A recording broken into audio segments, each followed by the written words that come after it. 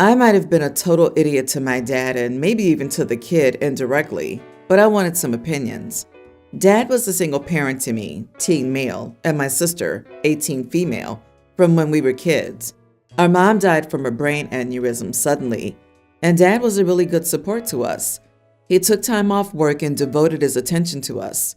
That eased us off after the first couple of years, but the important part was he still was around for us. He'd show up to a few school plays or football games. He'd make time for us as a family and for one-on-one time. He was our whole world by then, and we loved the dad that he was. But when I was 10, he met his wife Sadie and her two kids, baby and toddler. Dad told me and my sister that he and Sadie were going to make a family, so he was going to be there for his stepkids to get to know and bond with them, and Sadie would do the same for us, and we should rely on Sadie and not him, and Sadie's kids would rely on him and not her. It was so infuriating. We told Dad we wanted him, not Sadie, and Dad told us his stepkids, who weren't even his stepkids at the time, needed him more. Dad stopped doing anything for us then, and Sadie tried, but we didn't want her.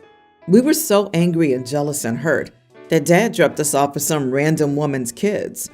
Their wedding day was a crap show because they wanted Sadie's kids with Dad and my sister and me with Sadie, and we didn't want to be at the wedding at all. My grandma and grandpa tried to step in and talk to Dad, but he told them to stay out of it. He said we needed to get used to Sadie and to having younger siblings. We never accepted Sadie or her kids. We just withdrew completely. And the resentment and anger grew. I once told my dad to his face that my mom would be so disgusted that he picked someone else's kids over us, and I hope that he realizes that himself one day. My sister bailed the second she turned 18. About a year ago, Sadie's son was diagnosed with some kidney issue, and it turned out a few months later that his liver was also affected. He's getting these different treatments, and there were some issues with some of the treatments. I don't really know. I never cared enough to pay attention. But my dad followed me to my sister's one day last week, and he told us he needs our help, that he'd like for us to spend some time with the kids and maybe help out with the money so they struggle less paying for everything. My sister told him to get out of here. I laughed and mockingly told him that I was surprised he remembered we were his kids at all when he has his precious little stepkids who mean so much to him. Dad reacted more to my response than to my sister's. He was shocked, annoyed, and probably even a little offended. He asked me how I could say something like that when his stepson was so sick. He also told me he was there for us when Mom died, and why did we act like he left us with nobody when we could have had Sadie, but we discarded her? Am I the idiot? Not the idiot, but maybe you should tell him that it's time he acknowledges that his bizarro plan for uniting your two families was an ill-conceived, abysmal failure that caused you and your sister lasting emotional harm, and his relationship with the two of you permanent damage, and that his current idea that he can fix those things by emotionally blackmailing you on the back of a deathly ill child is just sick. He also told me he was there for us when Mom died. That's what he was supposed to do. Your father needs counseling. Your whole messed up family does, but he should go first. I'd love to hear him explain to an objective outsider why, when it quickly became clear that his crappy plan wasn't working, that he didn't reconsider and change course to try and fix things for 7 bloody years. Why didn't your dad make room for all the kids in his heart? Because he has a small heart and little capacity for true love. He definitely could have treated you and your sister better while not ignoring his stepkids, but he's such a poor father. He couldn't imagine giving 4 kids the love he was giving 2. What your dad did to you is downright horrendous. What an absolute failure of parenting. He deserved to hear what you said to him. Young man, you told him repeatedly that you weren't happy. Your grandparents tried to tell him and he ignored them. He can't be surprised now that you don't want anything to do with him. It's sad for a stepson, but you're absolutely under no obligation for anything. I, 26 male, have been estranged from my father for 16 years. After my mom died, he just left. He didn't even take me someplace safe. He walked out of the house and didn't come back. He missed her funeral, and he wasn't around to take care of me or anything afterward. My uncle, my mom's brother, took me in, and he finished raising me. My father's family remains a part of my life, and I have a good relationship with them. 2 years ago, my father reconciled with some of his family members, but not all, including me, who hasn't spoken to him since I was 10. I had seen him twice before this weekend when I saw him for a third time. This time, his wife was also with him. It was a party for one of my cousins. My aunt, aka my cousin's mom, invited them. My wife and I were also there, as was our infant son. While my cousin, the birthday girl, my wife and I were talking, my father's wife approached and introduced herself. She said she couldn't wait to be a grandma and asked to hold my son. I told her she could not. She was all smiles up until then, but the smile fell, and she asked me why. I told her I didn't let random strangers hold my son. She told me she wasn't a random stranger. She was his grandmother. My cousin stepped in and moved her along. My cousin was like, WTF with my wife and me. We did our best to stay out of my father's wife's way afterward, but she returned as we left and asked to hold my son again. I told her no yet again. My aunt, birthday cousin's mom, was also present, and the two of them told me that I was being harsh and to just let her hold the baby. She told me I was treating her like a criminal. I told her I was treating her like the random stranger that she was. My cousin heard the end of it, scolded her mom and my father's wife when we were gone, and called me to apologize for what happened. I apologized to her for having that play out on her birthday. My aunt gave my father's wife my number, and the two told me I behaved childishly and should consider my son and what was best for him, and how I treated this innocent woman poorly. Am I the idiot? In what world is she grandma? What did she do to earn that title other than marry a deadbeat? There has been no explanation from your dad. There's been no apology, and therefore there's been no forgiveness. There's been no reconciliation. Therefore, there's no relationship with either of them, and she has the brass balls to pretend otherwise? Your dad can't even call himself a dad, much less granddad, so she's doubly wrong. Grandma who? Grandma where? I love how she thinks she can just stroll over and demand to hold someone's baby. She's lucky you remained calm when she asked again. Her entitlement isn't endearing at all. Exactly. An innocent woman wouldn't pester a practical stranger to hold their child. Not a second time, at least. She knew exactly what she was doing. She must know you have no relationship with your father. She must know you don't talk. Your aunt needs a timeout as well, because she's violated you twice by giving this random woman your number, when I'm sure she knows quite well that you would never have chosen to give it to her, and by harassing you with nonsense. They're both disrespectful. I would block both of them and be on my merry way.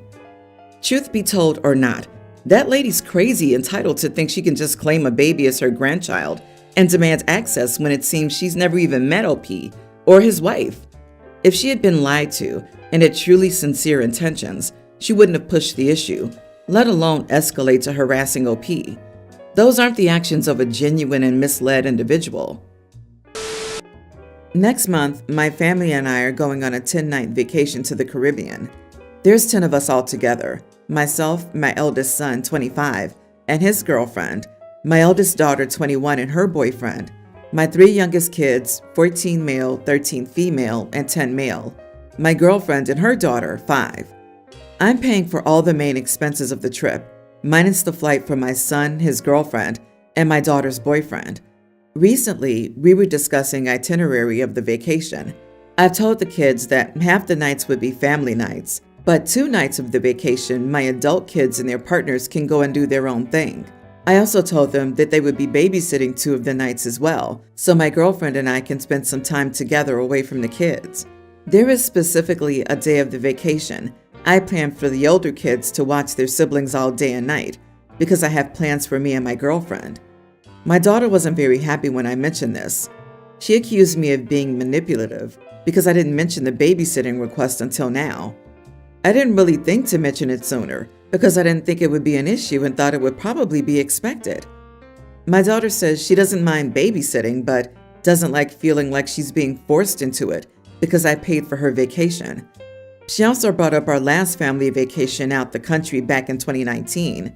It was just me and the 5 kids, and she claims she spent most of the vacation looking after her little siblings and is just worried the same thing will happen. I won't lie, she was very helpful during that last vacation, as I was a single parent with 3 little kids. I told her that things are different now, so it won't be like that last vacation. Am I being an idiot? To me, it seems fair that the older kids get some time to spend away with their partners, and we get the same, especially as I'm bankrolling their vacation. You are the idiot. Okay, hear me out. While it's reasonable for them to babysit for a little bit, you didn't communicate this expectation before booking the trip, and you went ahead and planned your night out without officially securing childcare. I say this also assuming your kids may have totally been inclined to give you time to yourself, but they're adults and deserve the respect of having the discussion before they decide to attend this trip. It sounds like the daughter already did her share of babysitting last time around. She's probably wondering exactly how much she'll be expected to help this time and whether it's too late to cancel. Not to mention that if she's 21 now, she would have been around 16 in 2019, which makes it extra bad to me, especially with the "but I was a struggling single parent" bit.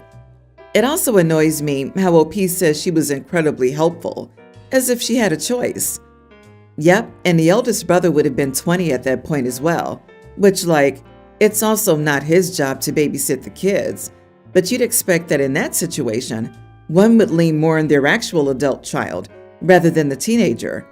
But she's a girl and better equipped for childcare for that reason, right? Right? I like how pathetic you are that a child is taking better care of your children. Honestly, the more I think about it, the more I'm starting to feel that family nights will also default to the eldest sister doing most of the childcare. I'm fully prepared to be called the idiot. My dad has this habit of offering to get you something and bringing back something else or a different version of the same thing. He won't call and ask you what else you want if the item isn't there. He'll just assume you'll be fine with whatever he gets. A few weeks ago, we went out shopping for groceries as my mom was away. She had put her favorite dip on the shopping list and wrote down exactly what brand it was. Dad couldn't seem to find the dip, so he decided to grab a random green dip and hope for the best. When I pointed out that dip Mom wanted was on the shelf above, he grabbed it and seemed shocked that he didn't see it. Things like this are a regular occurrence, and we expect to get something different whenever he offers to get us something. He never reads the containers or bottles and just grabs stuff at random most of the time. Last night, Dad called me and asked me if I wanted anything from the liquor store. As he was grabbing some wine, I said, "Can you please get me brand in raspberry, please?" He brought home the pineapple flavor and only realized it was wrong when I pointed it out. Oh, and he also got annoyed when I didn't want the drink as I dislike pineapple. He tells me that it's the thought that counts, even if he messed up. That's when I told him that it isn't the thought that counts when you repeatedly get the wrong thing. This started a mini argument where I had to explain to him that he needs to take the time, make sure he gets the right thing, and call us if he can't. I seem to have hurt his feelings, and he told me I was being ungrateful and rude. Not the idiot. Your dad is lazy and wants to pretend he's doing his bit when it comes to family shopping, but he's not doing it. How did he get away with this for so long?